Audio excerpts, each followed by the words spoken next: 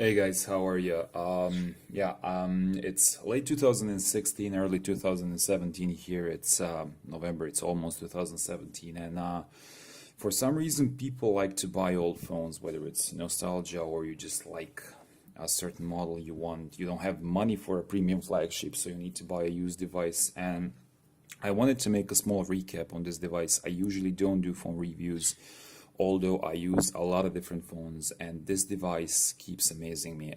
Currently, I'm recording this with my Axon 7, so I'll make a base comparison when it comes to speakers. I also have a Z3 compact on side, which I will also make a small comparison to, but yeah. As for this phone, 2016, almost 2017, it is an amazing phone. I have no idea how they managed to build the M8, but it's still outperforming most of the other devices I have found on the market.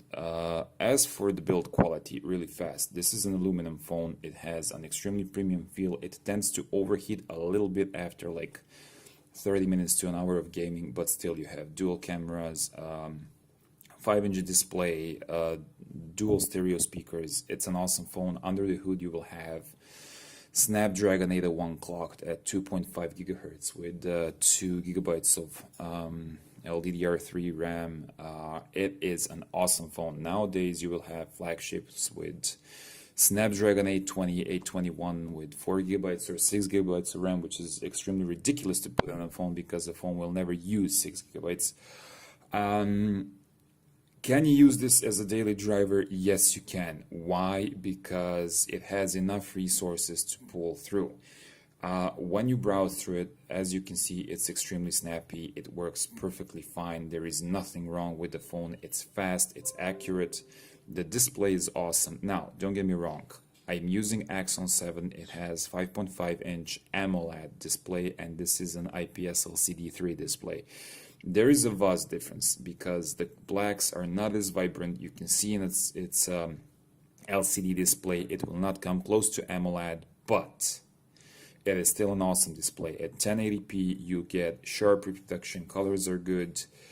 Like I said, you can see a difference, but it's really not that bad. It's still an awesome display, works perfectly fine, and I'm actually amazed that the phone with 5-inch 1080p display can still perform this good. When it comes to software, this thing uses Android 6.0. I'm not sure if you can see, with the HTC Sense 7, and this is, I think, the last update that this phone will get. I think it finished its cycle because now you have HTC 10, HTC Bolt coming, and it could handle everything you throw at it. It can handle it can handle Android 7, but like I said, it's an old phone, came in 2014. It's almost 3 years since then, and we can all understand why it's not getting anything.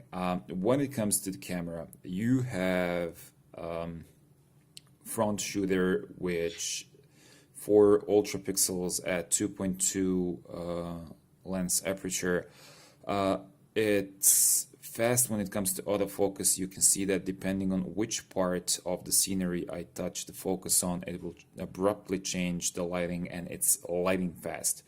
When it comes to low light pictures, camera really isn't that good because you will get some noise, but if you use flash, you will get no noise at all. So it's not the best camera out there. You have a dual camera system. The other one is used for measuring the distance of the object so it can focus faster. It was pretty innovative at that time. It's still a good camera, and trust me, if you're looking for a phone camera, not a professional camera, this will do you justice. This will do a good job. When it comes to the front-facing camera, you have a wide-angle 5-megapixel camera. You can see my Axon 7, and you can see me as ugly as I am. It's an awesome camera. It has a few HTC tweaks here and there. The beautify thing, it removes zits, holes, pores, and everything, but it makes you look like a Ken or a Barbie doll. Actually a really good camera, no doubt about it, even nowadays, for nowadays standards. When you turn on the camera, the phone will automatically up the brightness to the maximum so you get the accurate reproduction of colors, and that is amazing. Now, speakers. They are amazing. They will blow you away. People have a divided opinion about this. Look, when it comes to any other phone, you will not get a speaker set as good as this. First of all, it's stereo, it's front facing. Second of all, it's amazing. You have an amplifier within this phone, which is just awesome. When you play it in your home, your workplace, you go with your friends for a walk, park, the music reproduction is amazing. When it comes to videos, YouTube, it's immersive. Gaming is absolutely amazing. I'm using the ZTE Axon 7, which has a similar but not the same set of speakers. I think it's slightly better than M8, but this is just slightly better. Technically, you will not get a better set of speakers on a phone nowadays. If you're plugging in your earphones, you need to get another player because the stock player is just bad. No equalizer, nothing. I'm using Jet Audio because Jet Audio actually lets me tweak a lot of things with its equalizer, and then you have Jet Audio sound effects, and this actually lets me get the tone that I want. Deep bass, clear sound. It's just amazing. Now, when you're in China and I'm living expat, I also got this phone because you can see Verizon at the bottom. I got this phone used on Taobao for something like 80-90 euros. When you're in China, if you want to use Google Play, you need to use a VPN. Personally, I'm using ExpressVPN. Works good for me so far. I'm not sure if it's the best one out there, but it gets the job done. When it comes to performance, yes, gaming. I chose Asphalt 8 because they've done so many updates lately that the game is pretty demanding. Maybe not as Implosion or anything else, but this is the game I've been playing for a longer period of time. I love the game, and if a phone cannot run this game in full graphics, then it's not a good phone. Maybe in the menu you will notice that it's a bit choppy, and this is because of the lousy internet here. I'm living in a student's dorm. The internet is struggling to load all the ads and videos and everything, but once that's over, you get a perfect reproduction of what's supposed to be there.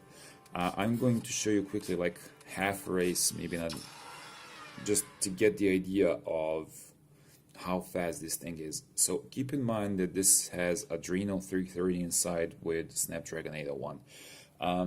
I have this little thing, Z3 Compact, which I've been using for some time, and I also have Z1 Compact. These phones cannot run this game fluently in full graphics, even though they have a smaller display.